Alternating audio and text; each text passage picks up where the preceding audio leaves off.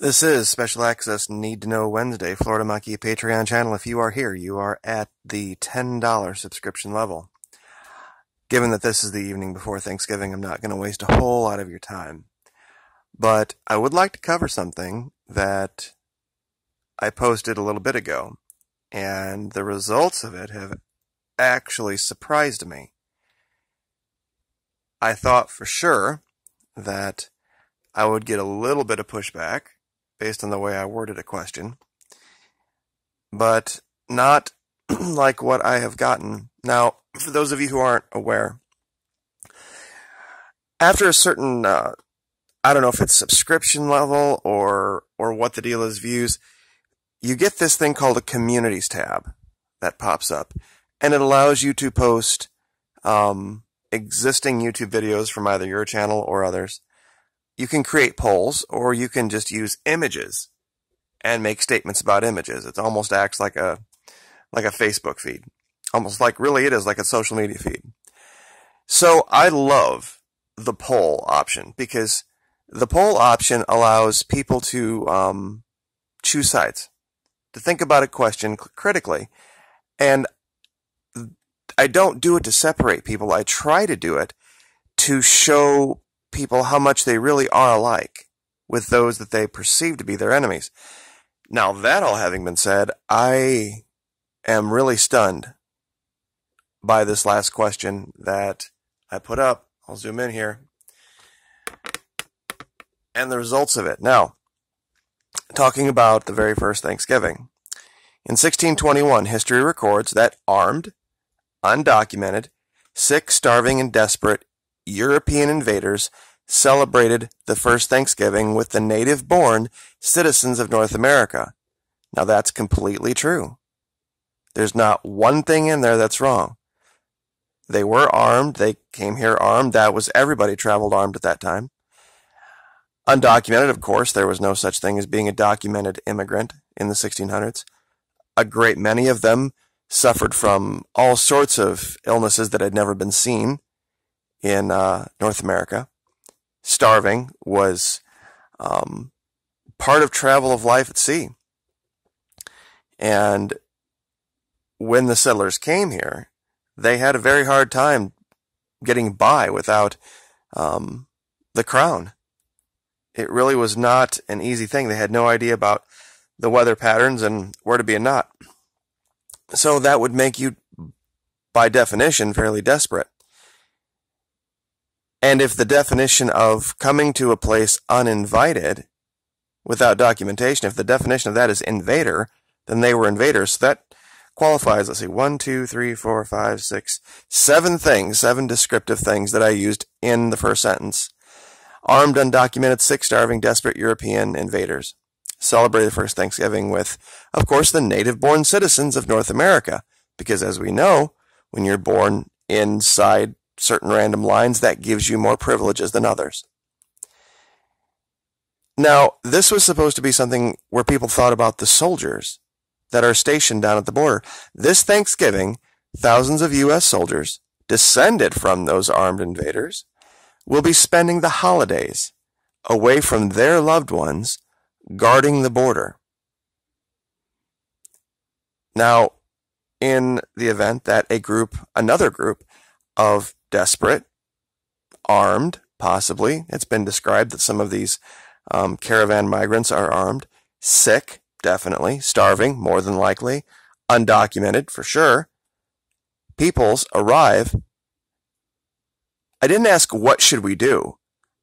What I said was, should a spirit of unity, mercy, and faith prevail now, just as it did then? I didn't say, should they be let in? Should they not be let in? Should, they just be allowed to run riot? I didn't say that.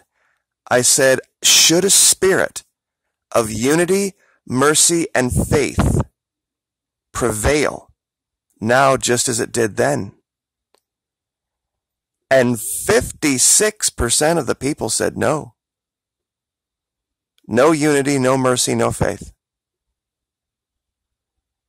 Now, I'm sure a lot of people are upset about the way that I worded the answers. But you would think that the answer, yes, all God's children are precious, all races, all ethnicities. That's a pretty easy yes answer. The other option was no, I too am a nationalist who stands with the president in fear. Now this, if this isn't evidence of a cult, I don't know what is. Because rather than choose something other than standing with the president or disagreeing with the leader, they chose the clear.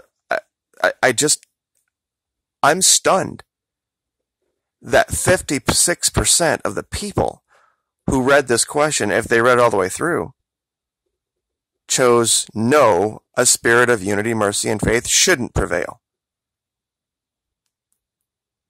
That's terrifying. It really, truly shows the power of these black hat, dark hat psyops guys on YouTube that are trying to push this false narrative of an invasion. How powerful Fox is. For all the protestations that we don't, I mean my audience, says we don't watch the mainstream media. And if you didn't watch the mainstream media, you wouldn't have this idea that 10,000 people were represented in an invasion in this country. It's stunning. And I even had somebody make that comment. Farther down in the comments below, there's, I forget how many here. Let's see. I don't know why it's not showing it now, but, oh no, they're there. 42 comments. And it's just, and some of the comments are just some of the, I had to delete a lot of the bad ones. But I left some of the ones who disagreed just because they were polite about it, at least. The vast majority weren't. But just so everyone can understand what's at stake here with psychological operations and what you can do. I've had, it's been up for 3 hours. I've had 440 people vote. And it's... No, I too am a nationalist who stands with the president in fear. We're a country of 380 million people with trillions of dollars in gross domestic product, and 10,000 starving people, regardless of the makeup, don't represent a threat. And I say that as a former soldier. Are some of them probably a problem? Sure. Can we handle that? Yes. So I'd really like to hear you guys' opinion on this as my PSYOP students, because I really thought there would be maybe, this would be like a 75-25 the other way.